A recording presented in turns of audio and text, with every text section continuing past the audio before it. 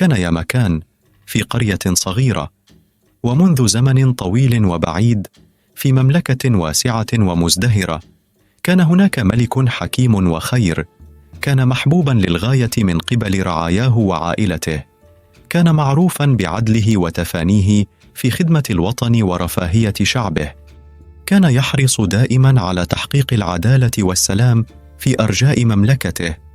ولكن على الرغم من السلام والازدهار الذي كان يعم المملكة، بدأ الملك يشك في أن أحد وزرائه الثلاثة كان يختلس الأموال ويهمل واجباته.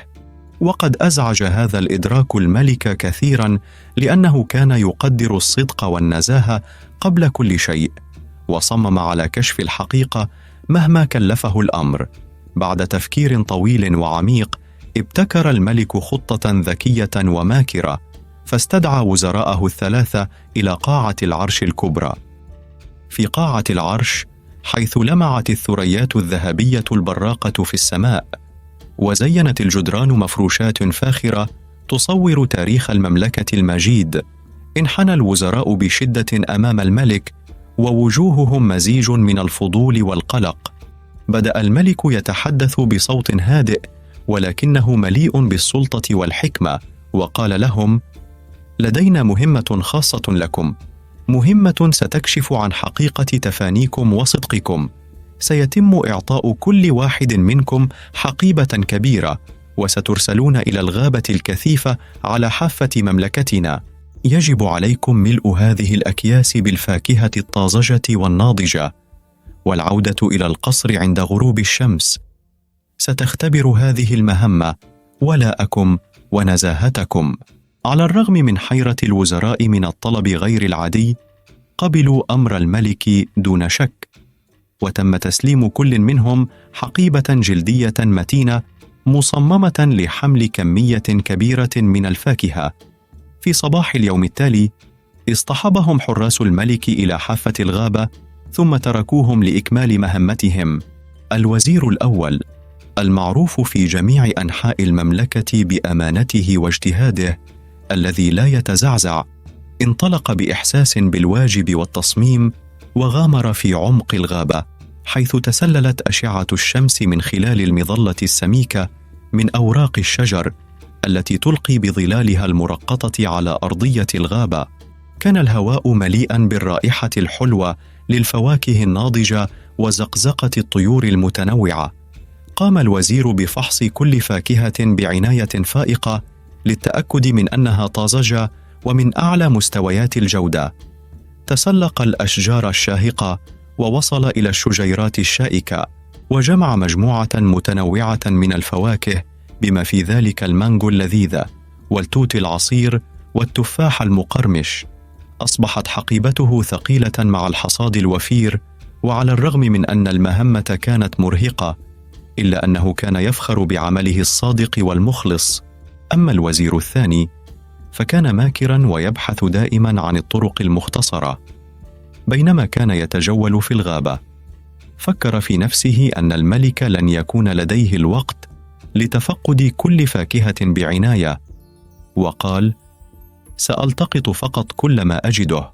جمع الفواكه التي سقطت على الأرض، والتي كان الكثير منها ناضجا جدا أو بدأ في التعفن. ملأ حقيبته بسرعة، وشعر بالرضا عن نفسه، ووجد مكانا مريحا تحت شجرة كبيرة. استلقى وأغمض عينيه، ونام واثقا من أن حقيبته ستمر بفحص سريع.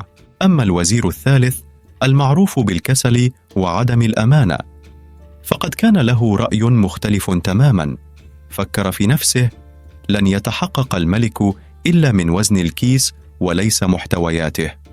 بدلا من البحث عن الفاكهة، جمع الأوراق الجافة والأغصان والحجارة الصغيرة، وملأ حقيبته بهذه الأشياء التي لا قيمة لها، وهو يضحك في نفسه من مدى ذكائه في استخدام الحيلة.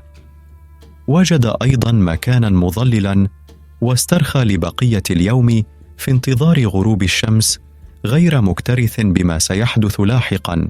مع اقتراب اليوم من نهايته، قد رسمت السماء بظلال خلابة من اللون البرتقالي والوردي. عاد الوزراء إلى القصر.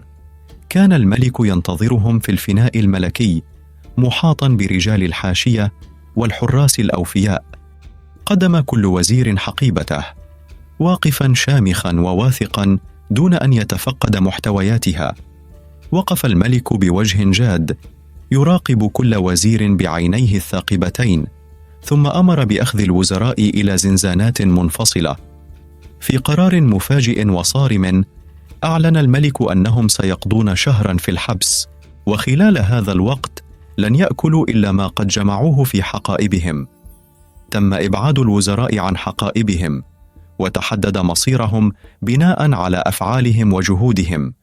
كان هذا القرار اختبارا حقيقيا للنزاهة والتفاني، وكان الملك عازما على أن يكون هذا الدرس عبرة للجميع في المملكة.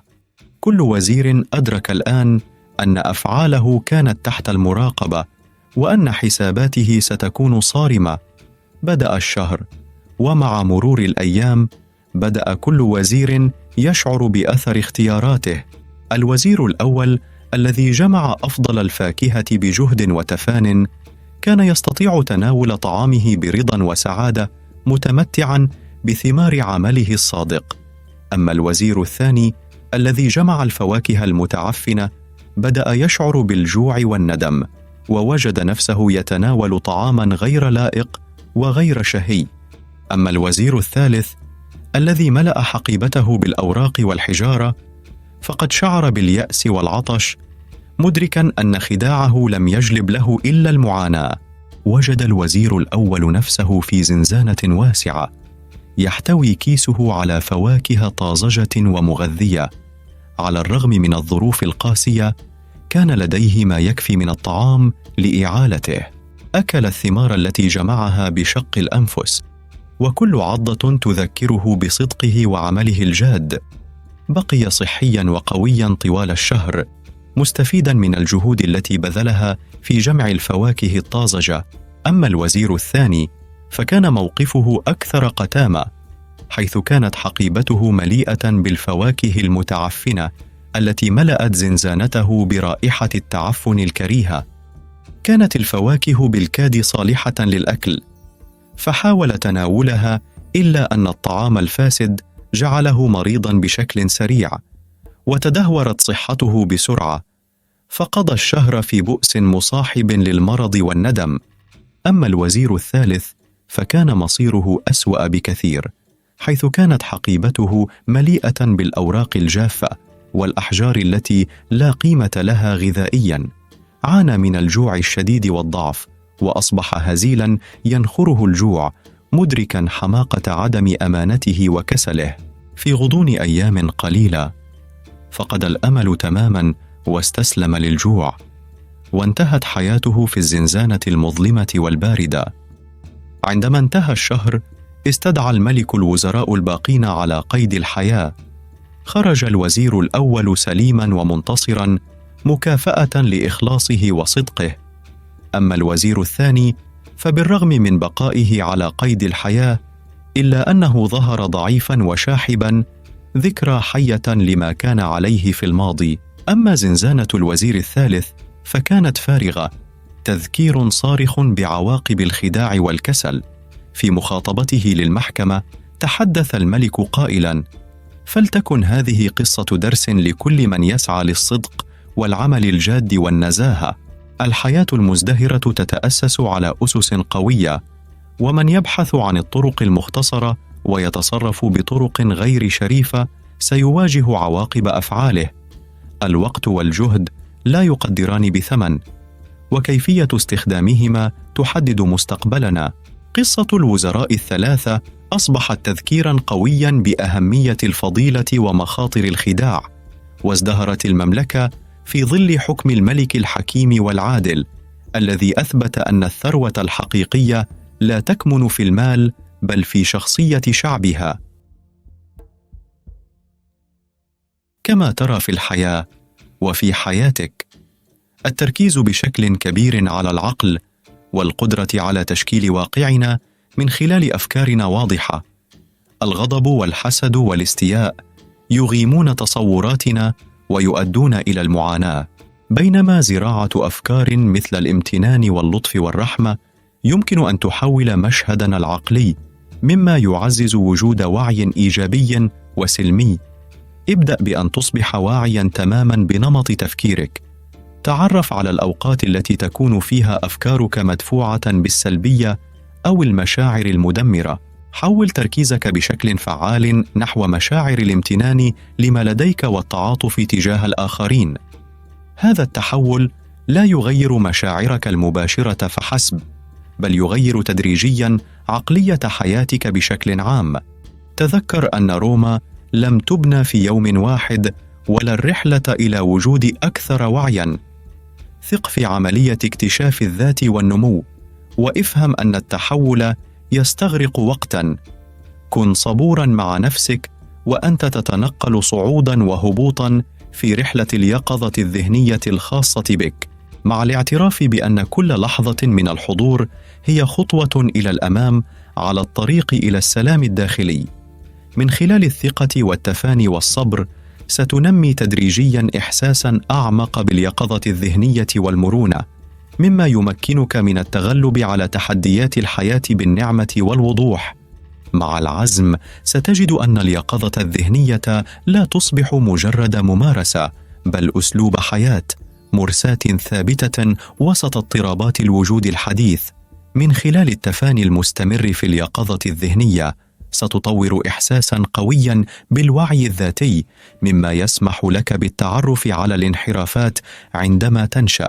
يعمل هذا الوعي المزروع كدرع يحصن عقلك ضد المحفزات المستمرة التي تتنافس على انتباهك.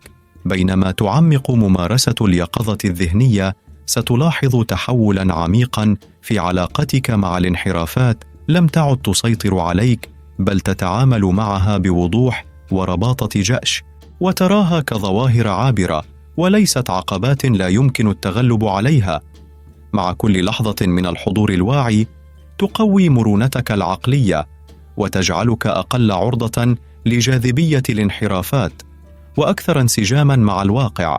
في كل مرة تجد فيها نفسك في دوامة من التفكير السلبي، اختر بديلاً إيجابياً بوعي. هذه الممارسة لا تتعلق بالقمع، بل بالاستبدال والتعزيز.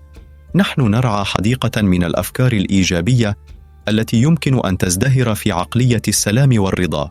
تذكر، كلما مارست أكثر أصبح من الطبيعي أن تسكن في الإيجابية، ليس فقط تعزيز رفاهيتك، بل أيضاً إثراء حياة من حولك. افحص مخاطر تشتيت الأفكار وتحقق من الأسباب التي تجعل الأفكار المشتتة أكثر من مجرد شغل أذهاننا. يمكن أن تؤثر بشكل كبير على سلوكنا، مما يؤدي إلى قرارات متهورة أو نقص مزمن في التركيز الذي يقوض قدرتنا على تحقيق أهدافنا. دورة الإحباط تعزز الشعور بالإرهاق. من الضروري التعرف على هذه الانحرافات والتعمق في أصولها، سواء كانت تنبع من القلق غير المحلول أو أنماط التفكير السلبي المعتادة. غالباً ما تكون الانحرافات أو العادات أعراضاً لأسباب كامنة، فقد نلجأ غريزياً إلى الانحرافات للهروب من التوتر أو تجنب مواجهة المخاوف أو التحرر من الرتابة، مما يسبب الإهمال وخداع نفسك حتى في مواجهة الانحرافات والنكسات. يصوغ المرونة الداخلية حقاً. فهم المحفزات الكامنة وراء الانحرافات لدينا يوفر لنا نظرة ثاقبة حول سبب حدوثها، ويسمح لنا بمعالجة الأسباب الجذرية، سواء كان ذلك من خلال اعتماد استراتيجيات تكيف صحية للتوتر، أو تحدي المخاوف بشكل مباشر، أو استبدال العادات بأنشطة أكثر إثراء. من خلال الاعتراف بمصادر الانحرافات يمكننا الشروع في رحلة عميقة نحو اكتشاف الذات والسلام الداخلي، سواء كانت هذه الانحرافات تنبع من الضغوط الخارجية أو القلق الداخلي أو الأنماط المعتادة، فإن مواجهتها بشكل مباشر تسمح لنا باستعادة السيطرة على عقولنا. هذه العملية لا تتعلق فقط بتهدئة الضوضاء المحيطة بنا، بل بالتعمق في جذور انحرافاتنا وفهم أسبابها الأساسية من خلال الاستبطان والتأمل. يمكنك استعادة السيطرة على عقلك وتشكيل طريق نحو مزيد من الوضوح والهدوء والحرية الداخلية. كافئ نفسك في سعينا لمكافحة التشتيت وتنمية التركيز. من الضروري التعرف على قوة الإشباع المتأخر. السر إلى الصحة لكل من العقل والجسد ليس الحداد على الماضي أو القلق بشأن المستقبل، بل عيش اللحظة الحالية بحكمة وجدية من خلال تأخير المكافآت الفورية. نتمنى لك حياة أفضل يوم بعد يوم.